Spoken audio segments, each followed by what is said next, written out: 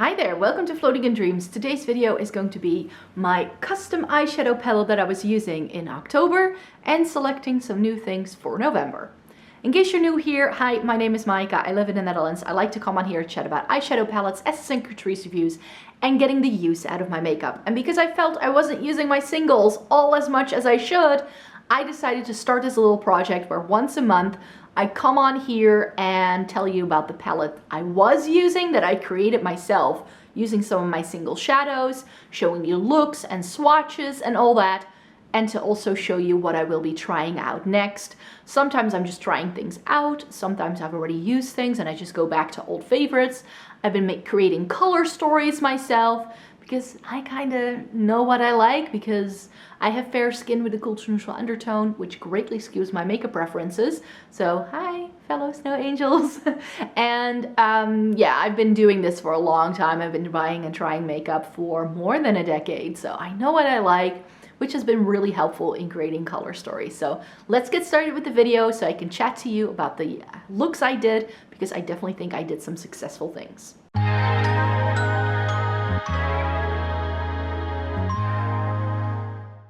So yes, this is what I was playing around with. So I felt kind of like I had cheated because I did rope in a palette. Because one thing I've been telling you about for some time now is how I like pairing my Subculture by AB8, which is a very old palette of course, with multi-chromes. And my struggle with multi-chromes has just been that these don't really combine very well together. Like putting different multi-chromes together can be quite a challenge, but I did make a fair selection here of some Clionadh and some Divina shades to see if I could make it work. And I knew historically from having tried it in the past that some of these multi-chromes, especially the more jewel toned ones, work really well with the grungy mattes that the Subculture has to offer. So this is what the Subculture looks like. So I didn't really use these shades. I did use these two shimmers in a few of the looks just to round it out because I felt I didn't really have a good inner corner highlight in my multi-chrome palette, which is why I ended up using these two lighter shades in one or two looks, I'm sure. But I've really been just using this part of the palette. So let me tell you, first of all, what I had going on in this little guy. So these were the singles I selected, like I mentioned, Clionadh and Divina. So this one here is Thalassic from Divina, this is Messier, and this is Asteria. And I believe that all of these, if not at least two of them, are from their Butterfly collection that they did a couple of years ago. And then one of them is from one of their first multi-chrome like collections. So make sure to swatch those out for you so you can see, and you can also see the close-ups of what these look like. Now with these multi-chromes from Divina, I think you should know that these aren't as intense as the one from Clionadh. I think that if you are a beginner, you've never tried multi-chromes before, that the Divina ones are really nice because they give you the shifts, but because they are a little easier to work with, as in they play a little bit better with other things and they can be layered a bit more because they just aren't as like boom kapow multi-chrome in your face as a Clionadh one. So I like that about it, and I definitely was able to, for instance, I think I did a look where I put this one on the lower lash line and it actually had the reverse, it had the same colors in it as the one from Clionadh that I paired it with, but it kind of did the same flip but in reverse. So on the top lid, the shift went from like right to left, and on my bottom lash line it went from left to right, which I thought was a cool effect, even though the shades in the shifts were quite similar. So I like that. Another thing I ended up doing is pairing these two together. This is Abrasion from Clionadh. I'll show you the Clionadh shades in a close-up in a minute. And this made for a really nice pairing. The Abrasion shade from Clionadh is also a bit more on the sheer side, has a bit more sparkle running through it. So that's a great shade for layering over things. It doesn't play very well though by itself because then it's quite sheer, but again, it's a shade you can really play with to change the quality. But yeah, these three from Divina, I liked pairing a lot with these. So I did only one look, maybe two. One or two looks where I just used one of the Divina shades, and I feel that because they are a little I don't want to call them lackluster because they're not lackluster shades, but because they are just a little softer, a bit more muted down, I feel that they might also be a bit more wearable for most people if you've never used a multi-chrome before. As I already mentioned, the look I did was with this one. So I think I just took, I think it was Mercury from the Subculture. So this shade here, and then I just popped this all over the lid, and it made for a very neutral look, but with something with more added interest because you are using a multi-chrome.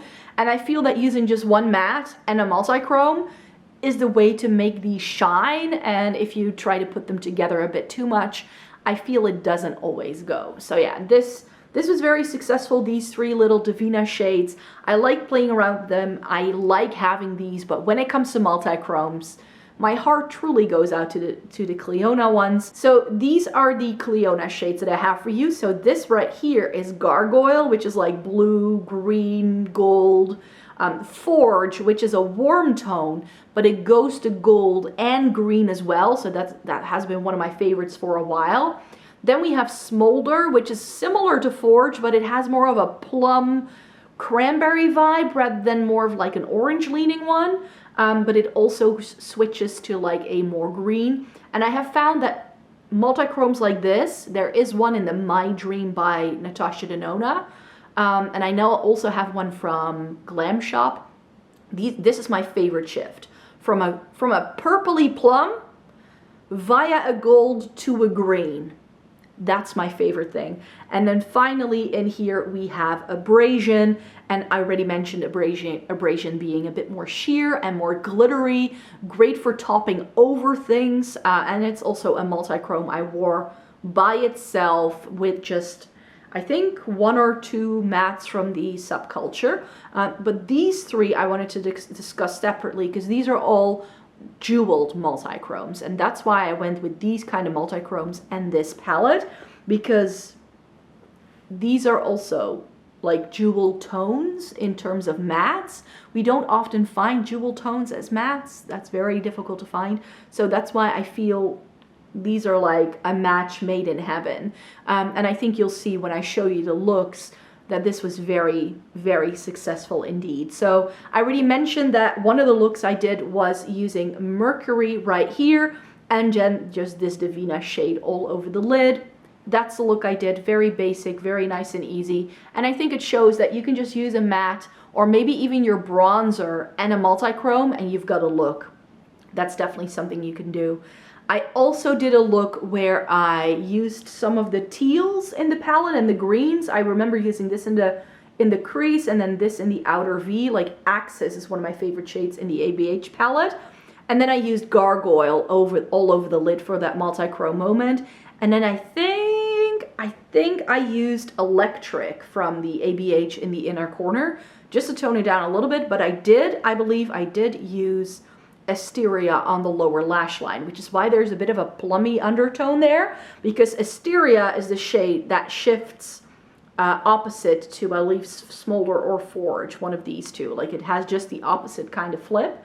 So that's another look I did. I actually did a look where I started with this warm tone plummy shade, and I think also a bit of New Wave, that like warmer orange toned yellow, and Forge all over the lid. No, that's what I did. I put New Wave in the crease and then I put Forge all over the lid. That's the look I did.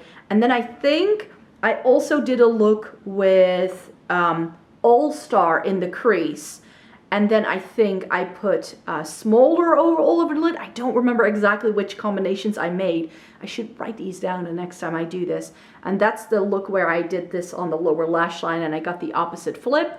And I know I did a look, I don't remember what I used in the crease. I think it may have been Mercury, where I actually used these two together. And then I did a look where I actually used Mercury in the crease, a bit of Rowdy all over the lid, and then I popped a little bit of Abrasion all over it. I'm only using one shimmer in this look that you're seeing right now, and it's all Abrasion.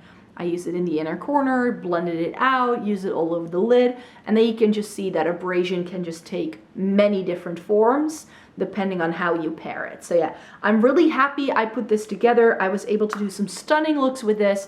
I got some great compliments wearing these as well, because when you wear multi-chromes, and people who don't know much about makeup will say like, oh wow, it looks like you've done so much effort doing your makeup today, but essentially you're just wearing one shade, maybe two. So yeah, these were really, really successful. I'm really happy that I built myself this multi-chrome palette, and I hope that I can also show you how, for instance, you can get some more use out of your Subculture if you still own yours, or maybe if you have a dupe, or if you have shades like this that you don't really know what to do with, or maybe like me, you struggle getting use out of your multi-chromes because they can be quite intense, and because when you start pairing them together, they don't always play well with other things. I hope I can inspire you to get some more use out of the makeup you already have. And then normally we go down to the floor for the second half of the video, and I select the color story I want to play with. But I came into some new singles. I showed you this not in this month's monthly haul, but last month's. I got myself some Sydney Gray singles in their mystery bags that I got over the summertime. And I don't know about you, but something about these shades tells me November. Like, I think that these shades are perfect for right now. Yes, there are some like warm tones that I would not necessarily have bought myself, but especially these greens and these blues and these taupes, like this part of the palette, I'm very stoked to try a bit more. I really like this purpley shade too, by the way. And this shade wasn't in the mystery bag, but it's a repressed highlighter that I still wanted to use as an inner corner highlight. It's also by Sydney Gray. So I think this palette is going to be my singles pick, because these are new in.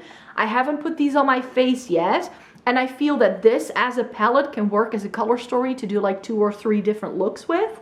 And I've got quite a few eyeshadow palettes that I'm already trying out this month. So I did want to limit myself a little bit in terms of the singles I do, because with these, I think like I did like 7 different looks, maybe 5, I don't know. I also used it a couple of times where I didn't take pictures. So that's why I'm a bit confused. Like, what did I take pictures of? I don't remember.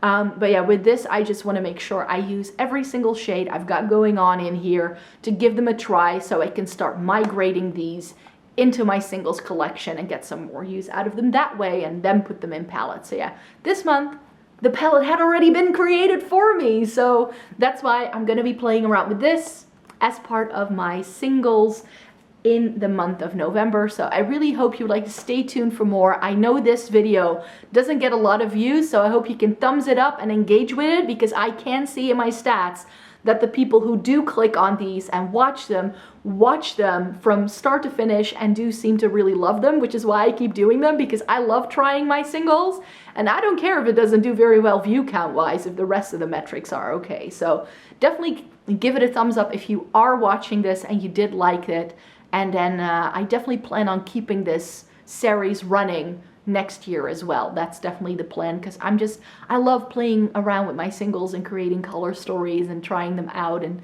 just getting something different out of my makeup that way, and just being a bit more creative as well. So I hope you would like to stay tuned for that. I will be back next month with this video for sure and update you on that. In the meantime, I do lots of other content every single week with eyeshadow palettes, and also with some more singles, because I've been swatching out all of my singles palettes for you over the past couple months, so that's definitely something you can stay tuned as well.